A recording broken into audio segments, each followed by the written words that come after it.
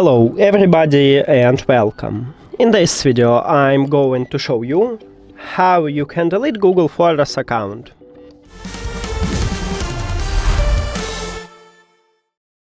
And you cannot delete Google Photos account, but you can delete Google account. So there is something like Google Photos account. You use your Google account. And also we can delete Google account, or we can remove your account from Google Photos. So go to the Google Photos application. Firstly, I will show you how to remove, but it not delete your account, just remove it from your phone, from the application. So click at the profile icon at the right top, and you need to, if you want to remove it, click at the manage account on this device, not manage your Google account. Tap on it, and then right here, as you can see, I have 3 accounts. So let's say I don't need this one. Click remove from this device and remove. Now, if we check, right here I have one more account.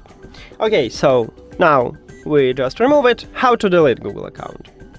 You need to click at the manage your Google account. Then go to the data and privacy. It's the same for Android. Now scroll down, and at the bottom you will find delete your Google account. Click at this line. Then you need to write your password.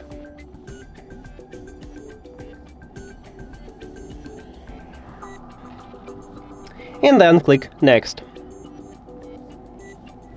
Scroll down.